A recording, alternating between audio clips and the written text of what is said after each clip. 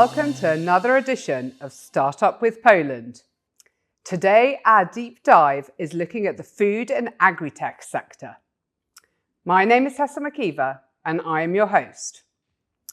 So my guest, who you'll shortly be meeting, is Ewa Karolewska, Project Manager on Startup Support at EIT Food. On a daily basis, Ewa is supporting innovations in the food and agri-tech industry in the whole CEE region.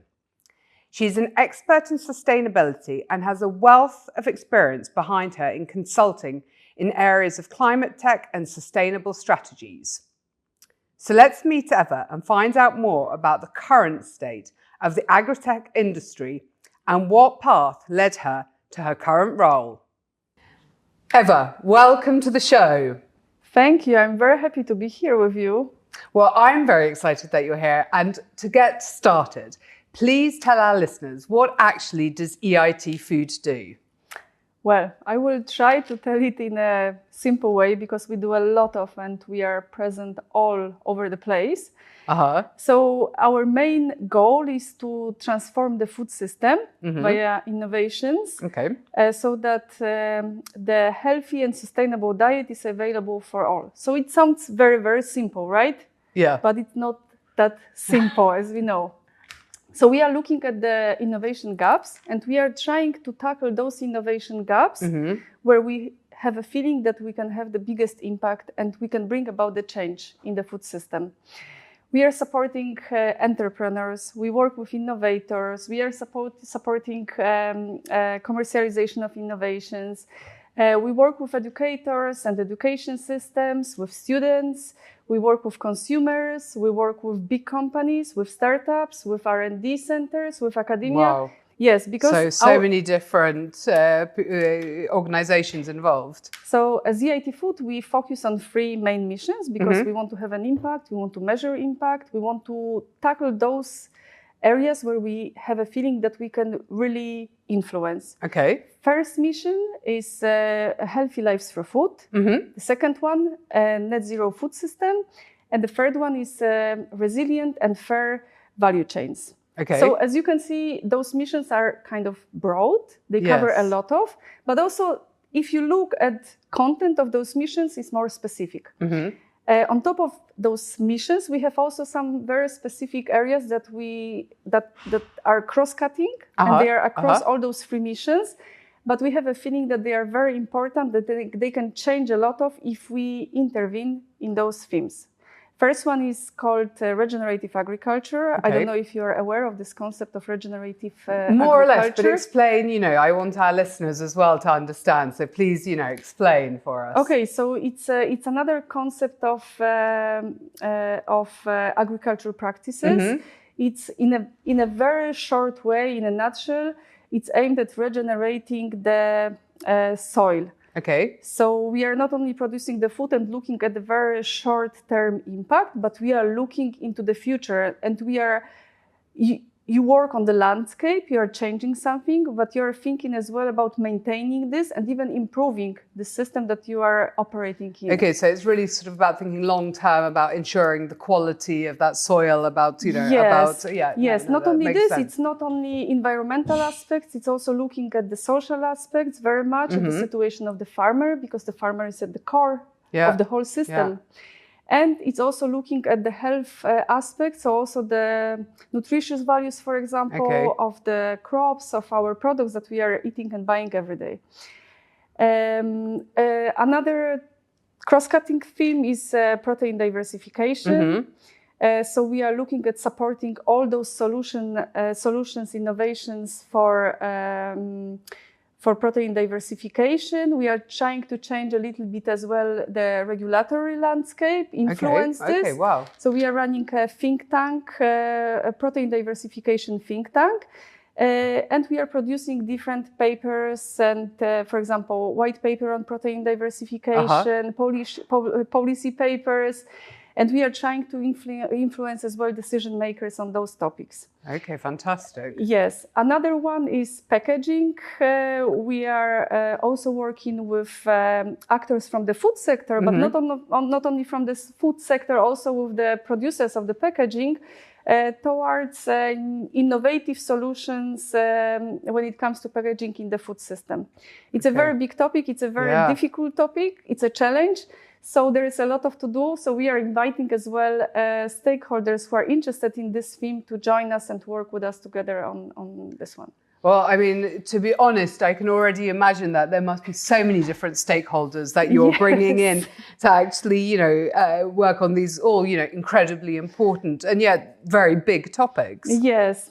So we are inviting, as I said, we are inviting everybody who is present in the food sector.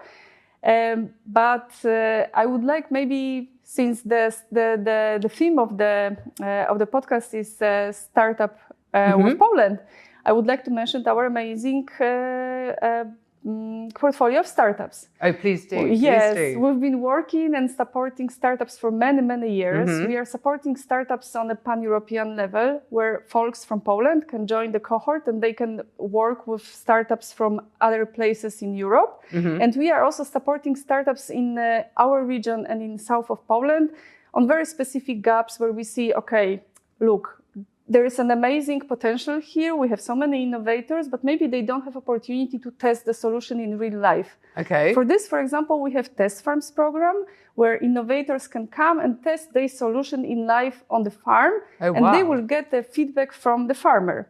And at the same time, the farmer can have a look and see the opportunity firsthand, not the opportunity, but the innovation firsthand, and maybe he can embed this innovation into his practice. Yeah, so he may become an actual customer in the future. Yes, so this is like we try to tackle all those different issues and topics that we see in the region and support startups with this. Another one is, for example, a gap between academia, research and business. So we see that there are amazing research teams. They work on groundbreaking solutions, but they not necessarily know how to operate in the business environment. They don't know how to approach investors. They don't know how to speak with big corporations who will be their customers. They don't know much about the market. So we are matching those innovators, researchers with people who are more business oriented. For example, serial entrepreneurs, right? They work together. Fantastic. Yes, amazing things. Yeah. I mean, because, I've heard from many different sectors, that this big problem of existing, that you've got the fantastic ideas and, brains, but actually without the business know-how. And then often you have the opposite, where you've got someone who's fantastically business-wise, but maybe comes up with things that are not necessarily matching the customer. I mean, that sounds like such a great initiative. So, really fantastic but there work. are many more. We are also supporting. We are also supporting, for example, women entrepreneur. We see that there is a gap, that there is a problem. The whole landscape of investing, VCs, and so on is dominated by men. That's the best. It's changing slowly, but the investors who are men tend to invest more in startups that are led by men. So we are supporting as well a women entrepreneur to enhance them, to help them grow with the idea and to push the idea further in the business. We have an amazing portfolio of women entrepreneurs at EIT Food in our region, not only in our region, because also we have a lot of women-led startups at our pan-European level. So this is one of our focus areas as well. So we try to bring changes, as you can see, in different areas, not only food, but also the whole landscape around the innovation in the food sector. Yeah, no, incredibly impressive. I love the topic of, food because it's relevant to everyone. There are some other topics that are relevant to some, less to others, it's not always possible to grab everyone's interest in every topic. But actually with food, every single one of us needs to eat. Of course. And the awareness, I suppose, is growing and growing in the fact that actually you are what you eat, right? So with health issues that actually transcend from a little child eating unhealthily. That's why we are working as well with the youngest ones, but also we work with those who are working with the youngest ones. because we believe if we work with the food educators, then we can have a very tangible impact. Maybe not now, maybe not in a month, maybe not in a year, but in a couple of years. You need to sow those seeds. Exactly. Yes. So we see this exactly this way. And also we work with the consumers. We try to understand the consumer. We have the EIT Food Consumer Observatory, where we are running different surveys and we are asking the consumers what they are thinking about different topics. Fantastic. And what is driving them. Because if you understand the customer, then you can understand as well, when I'm able to change the behavior of a person, if I'm able to change the behavior, if I'm really doing the right thing. So it's very nice that we are checking as well with the customers those things that we are doing. And certainly. Well, I'm blown over because I knew, a lot of what you are doing, which I was already impressed by, but I didn't realize there's so much. Really impressive. But Ewa, what is the current state of the food and agri-tech sector in the region in Central and Eastern Europe? We need to acknowledge, of course, that the region is very much agriculture driven. Agriculture sector is very important here. We are producing as well a lot for our region, but we are also exporting a lot of food. So the agriculture sector is traditionally very much influencing what is going on here. We have a lot of solutions in the agri-food sector, but we have also a lot of solutions coming when it comes to the novel food, when it comes to the protein diversification and more techie things, Okay, so the protein-based meats and so on. Yes. Protein-based meat, we have really very advanced solutions already in the region. Of course, they require a lot of investment, a lot of time, a lot of work, a lot of patience. So a lot of, patient investors as well who are looking at this long-term perspective, but they see that this is an amazing opportunity and once it will be a mainstream consumption. So once, imagine in, 10, 20 years, you go to the shop, you grab a product and basically you see one of the ingredients of our startups there. Although nowadays it's a lot of work in the lab, but it will be a mainstream one day. Coming back to the landscape and the situation, what's going on when it comes to the innovations, when it comes to the investments. Of course, we know that the situation when it comes to funding is not great, right? So 2022 was the time when the investment was dried up. Yeah, exactly. So the decrease was massive in this sector. It was around more than 70%, I would say. Okay. Yes. That's why I think this is a great opportunity for the public sector now to step in. You have great solutions. You have a lot of great solutions that are on the seed level or maybe before even the seed, they are in the labs. So if you come with public funds and you help those solutions to grow within those couple of years, then you can see great returns when investors will be a little bit less conservative in a while.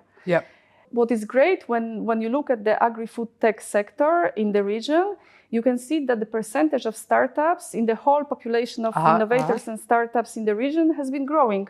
So at the moment it's at the level of 4.6%. It's a little bit less than globally or in Western Europe, for example, but it's kind of similar and it's going this direction. So this is what we are very happy to see at the moment. Investment, as I said, it has been growing gradually until 2021 and then although this was the same for all sectors, unfortunately, so it had the knock-on effect. But startups but there are still new solutions coming to the market, and also there are more and more investors looking into the direction of agri-food tech.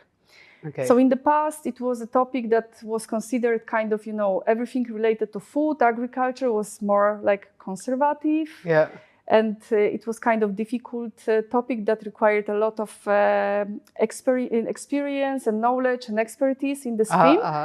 And now we see that this trend of investment in all kind of ESG topics, green transformation, clean energy, and people are so much more open. Yes, and this is really helping because some of those investors are looking at everything green and food.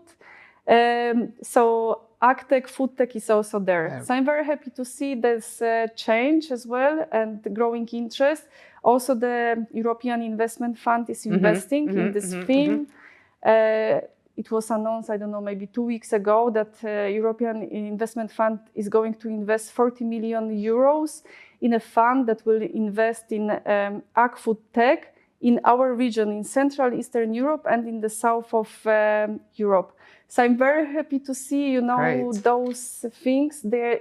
It will take time, of course, because as we said, it requires expertise. You need to really think like long term. You don't work on an app or something that you can have out next month or whatever. Yes, but the impact will be massive. And Ewa, are there any particular solutions that you've come across that are your absolute, personal favorites, not for any reason other than somehow they speak to you, Yeah, there are so many. I was thinking actually, yes, there are many, but I will focus on some of those that are representing things that we are doing and we like to support at EIT Food. EIT Food, by the way, is also an investor. So we are investing. You can call it smart money. Those are not very big tickets, but this investment means a lot to startups. Anyways, let's come back to the question about the solution and startups. One of the examples is EcoBean. Okay. You've heard. Yes. You know EcoBean for sure. Marcin is going to be one of my guests in the upcoming editions. Really? Amazing. He's a great speaker and he has so many stories to share. So our listeners will hear, in big detail from him in a few episodes' time. Okay, so I will not reveal too much about EcoBean, but I will just say that they are working with the everyday product, coffee. Yeah. Have you had coffee today? I have had coffee today. How many? One or two. more? I've had two. I've been not too bad. I've had two. So where is coffee? There are coffee grounds, right? And EcoBean is working with coffee grounds, and they are trying to extract all valuable chemicals and things that are still in the coffee grounds. Yeah. It's amazing because it's not just thinking, very simple, let's just take this and use it as a fertilizer, but it's really like trying to valorize this waste and take all this money that is inside waste and bring it back to the loop. Yeah. So EcoBean is one of the startups. Also, of course, we are supporting a lot of startups that are dealing with innovative solutions for the AgTech, for farmers. And we have, one of them is called Ulmana, is a startup from Czech Republic, and they have a solution that is based on AI. This is why I wanted to mention them, because I know that there's a lot of hype about AI, and we are saying, well, AI, we are going to use it in 5-10 years, it will be everywhere, but it's already here. Yeah. It's been used, and our startups are working on those solutions. So they have a AI-based weeding equipment that you can attach and you can use on the field.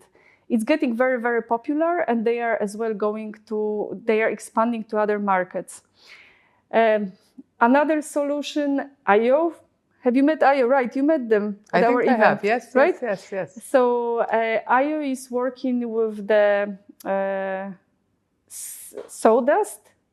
Yeah. And they are using the sawdust, and they are extracting, again, everything valuable from this. And they are working on the solutions that will replace the traditional oils and fats that are very often not sustainable. Everybody heard probably about the palm oil. Yeah. Yes. So we have startups that are working on those solutions. It's really groundbreaking, and you have to think like it will be basically in each single product in the future that we will consume. Ewa, tell me a bit about your personal story. What actually got you into, the place where you are right now in your career? I've been at the sustainability field already for around 20 years or something like this. Yeah, It started, actually, it's funny because it started when I went to be a volunteer on an organic farm in Belgium. So it was long time ago. I even don't remember when, or I don't want to mention this. So I started this way. Then I got really passionate about sustainability. And you can imagine, in Poland, that time it was not a mainstream topic. It's not like this, not like today that you go and you see, billboards and sustainability, green that, green this. Yeah, it was a real niche. It was a niche, and it was like we were seen as a group of, like activists going and talking about fair trade, sustainable consumption, ethical consumption. I used to work in the public sector, where I was responsible as well for sustainability projects and programs. And at the same time, I was very active in an association that I established together with a group of friends. And we were working and we were focused on all those different themes. So at this time, I was very much exposed to the world of private investment, VCs, PE, and all those things. So it was something very new to me. At this time, I was thinking, oh gosh, this is something that I have to, the new thing that I have to learn. It was kind of in Poland at this time also a new topic. Okay. So I was lucky, that I was always involved in things that were like the future, let's say, or the very beginning of something. Then I left Poland. I was for a while in Austria. I worked for an organization that was focused on energy efficiency and renewable energy in emerging and developing markets. So it was again something, like innovations, energy, international work and things like this. Then I left and I was for a while in Dubai. And I worked there in a social enterprise focused on sustainable development again. I did a lot of consulting work. I did a lot of big campaigns. I did a lot of work around, as well, like launching innovations on the market. And then I returned to Europe and I started looking for like opportunities that would basically connect all those different dots from the past. And here I am. So I work on innovations, I work with investors, I work with big companies, I work with startups, I work with sustainability, I work with the future. So really a perfect match. Yes, that brings in all those different elements. Perfect. This is really like very funny because sometimes, in life, you are just changing things. You don't have always this drive and you don't know always, I want to be there one day. You don't have the big picture. And this is where I am. I am today where I should be and where I really like to be. Well, that's fantastic, Ewa. Now, just to finish off, I want to hear from you. If you had a crystal ball, I love, some crystal ball gazing. If you had this ball and you were to look, I don't know, 5-10 years into the future, well, let's say 10 years. Yes. What do you think will be the state of the agri, food and tech sector? For sure, what will be the biggest hit? Yes, for sure, it will be very important and even more important than today. Today, it's a very big topic, but it will be even more mainstream. It will be present everywhere.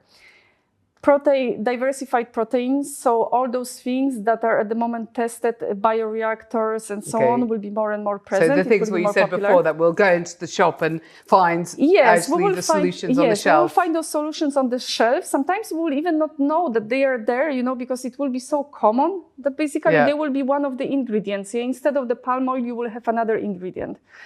Circular economy. For sure, we will have more and more solutions. They will be scaled up and they will be used on a larger scale in different places as well when it comes to different waste streams and so on. AI, we have to mention AI because AI is the buzzword of the day. It's a buzzword, but it's already present, but it will be more present. Companies will use it for sure to improve efficiency, for sure to see what consumers will look for. Just to see, like if this ingredient, for example, will fit the selected group of consumers, precision farming, all bio inputs to the farm, for sure they will be scaled up because there is a massive discussion, hype around regenerative agriculture as well, and this is the way to go. So all biostimulants instead of synthetic ones, for example. Everything around energy efficiency, and also things that are related to the human resources and human work.